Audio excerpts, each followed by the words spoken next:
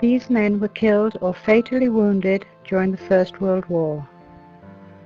This list includes the 51 shown on the plaques in St. Lawrence Church and at the entrance of the Memorial Hall, and others who were also connected to Gnosall and the surrounding villages.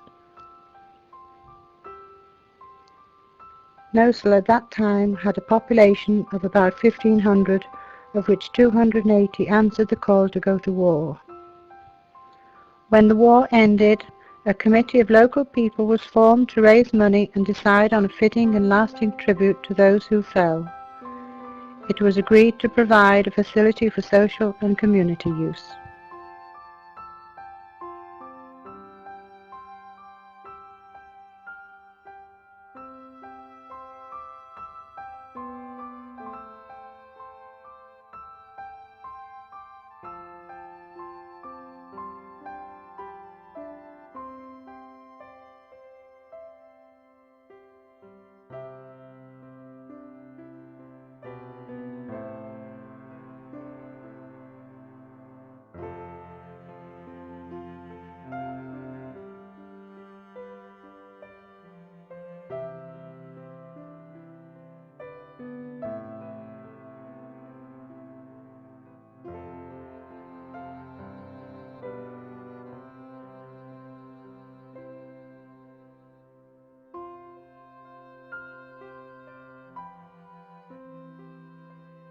This is a list of those who were killed or fatally wounded during the Second World War.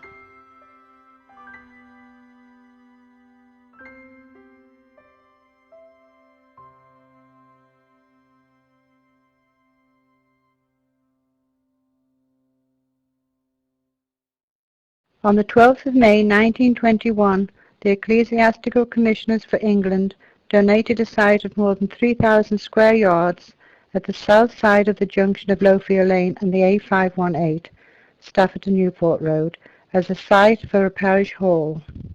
This had previously been a gravel pit, according to early maps. George Woodfield, a smallholder from a property called the Lees, just over the boat bridge, who lost his son John in the First World War, bought an army hut from the Brockton camp for £190. Many local people raised money, prepared the ground, moved and rebuilt the hut on the donated land. It was called the Memorial Institute. Mrs. Woodfield opened the Memorial Institute on Saturday the 15th of October 1921. The hut comprised of one large 66 by 36 foot room and one small room 30 foot square which was used for billiards. A committee room was built and there was a stage and piano at the end of the main building. Refreshments were served and there was ample provision for games, etc., and a library. It was administered by the Gnosall Community Council and the Parish Council. At the time this picture was taken in 1923, a bowling green had been laid at one side of the Institute and tennis courts at the other. The building was well supported and was used for whist drives, billiards, bingo, old-time and modern dances, and a mobile cinema visited each Tuesday evening. The Gnosall District Nursing Association used the Institute for clinics for 20 years prior to the National Health Service. Over the years, the building fell into a state of disrepair, and from 1954 onwards, the cost of maintenance exceeded the income. From 1949, plans were being prepared for a new building.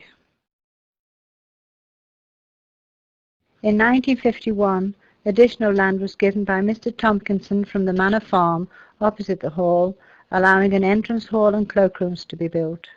This was completed in 1952. On the 26th of February 1954, the administration was transferred to the Charity Commission in London and the hall was registered as a charity known as the Gnosall Memorial Institute. A new constitution was drawn up allowing many village organisations to have representatives on the management committee as well as elected members. The Community Council, having completed the handover to the Charity Commission, then disbanded. By that time, the Community Council had already had plans approved and obtained grant aid for a new hall. Planning permission was applied for and given in 1960, and grants were confirmed. In March 1960, the original hall was advertised for sale in 3 newspapers. It was sold in May for £200 and included a billiard table. The new hall cost £5,200. There were 2 grants of 1/3 from the Ministry of Education and 1/4 from Staffordshire Educational Authority.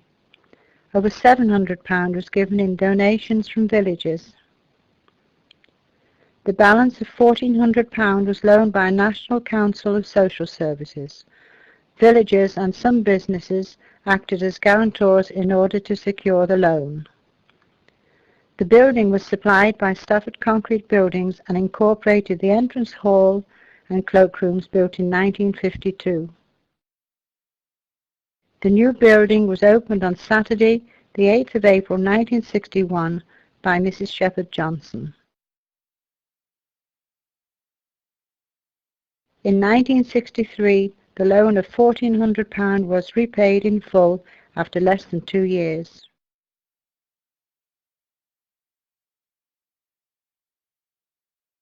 This is the Memorial Hall as we know it today, and here is a list of the organisations who have made good use of the building.